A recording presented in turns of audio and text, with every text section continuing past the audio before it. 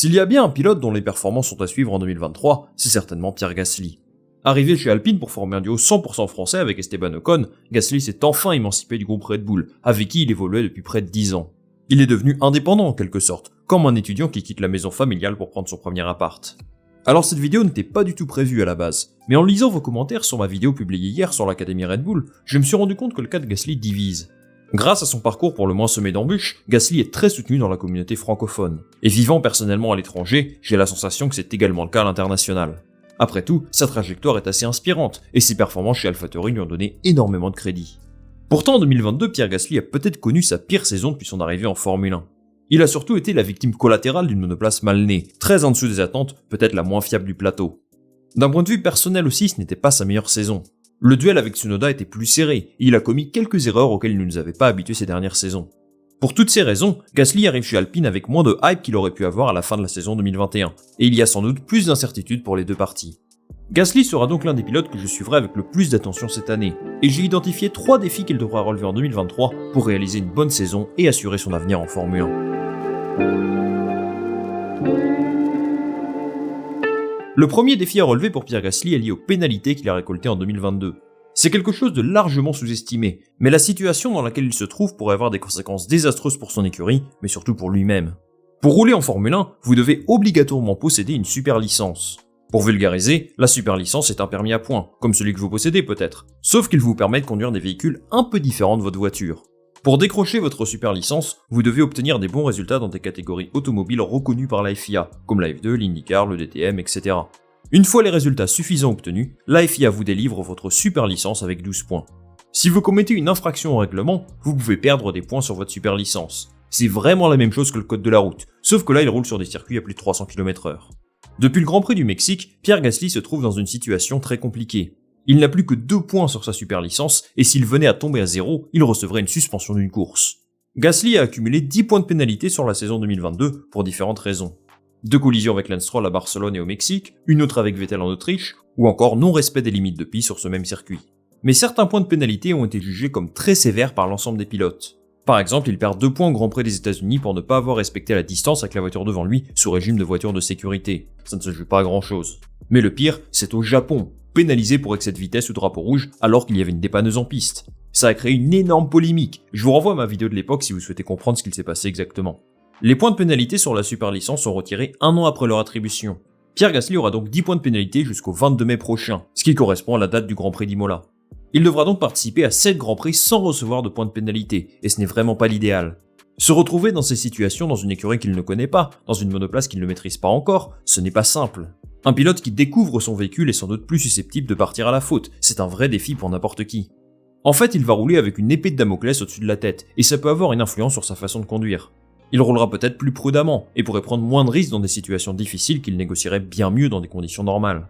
On n'en est pas là, mais ce n'est pas rassurant pour son équipe qui, elle, souhaite le mettre dans les meilleures dispositions. Si Gasly venait à être suspendu pour une course, il serait sûrement remplacé par Jack Doohan. Ce serait surtout dommage pour Gasly, parce que chaque week-end de course en début de saison est important pour apprendre comment fonctionne cette nouvelle monoplace. Il a révélé être en discussion avec la FIA pour alléger sa peine. Ça pourrait passer par une sorte de stage de récupération de points avant le début de la saison. On verra ce que ça donne, mais le cas Gasly pourrait servir d'exemple pour faire évoluer le règlement de la FIA, dont les sanctions sont parfois très sévères. Deuxième défi à relever pour Pierre Gasly, et il est de taille. S'imposer dans le midfield et redevenir une de ses références, après une saison 2022 en dents de scie. 2021 était sans aucun doute la meilleure saison de sa carrière. 9ème du classement pilote avec plus de 100 points, régulièrement qualifié dans le top 6, auteur de performances magnifiques comme lors du Grand Prix d'Azerbaïdjan, ça c'est le Gasly qu'on connaît. Mais 2022 nous a fait un peu oublier ce qu'il était capable de faire. En F1 et comme dans d'autres sports, la performance du moment compte plus que tout. Tu peux avoir été un pilote d'exception, vainqueur de Grand Prix et adulé par une grande partie du public, si tu fais une saison un cran en dessous, on oubliera ce que tu as été capable de faire. Oui là je suis en train de parler de Daniel Ricciardo.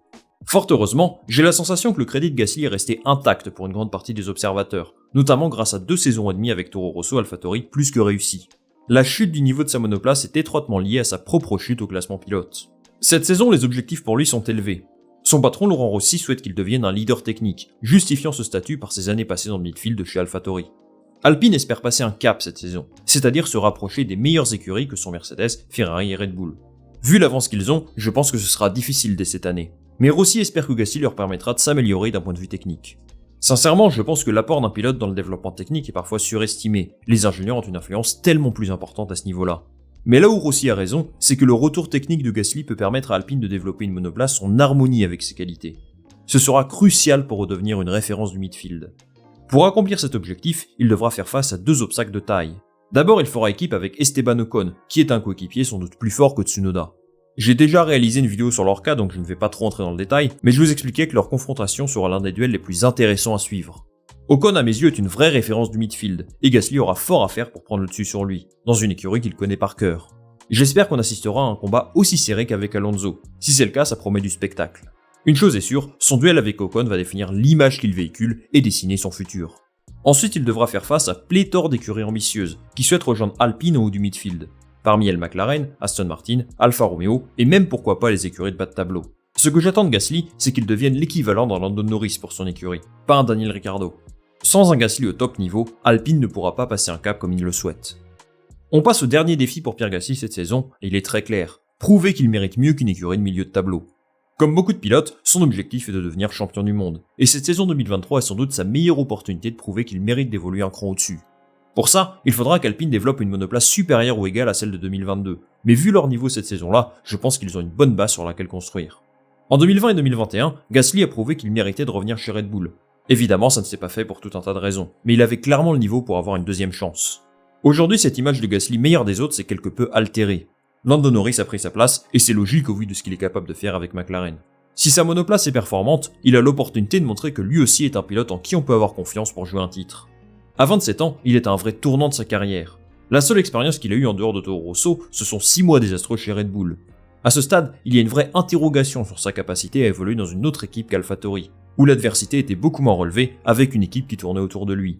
Gasly devra prouver à ses détracteurs que ce qu'on a vu il y a 2 ans n'était pas un hasard. Ses performances dans une écurie du midfield doivent lui permettre de postuler à un baquet plus prestigieux.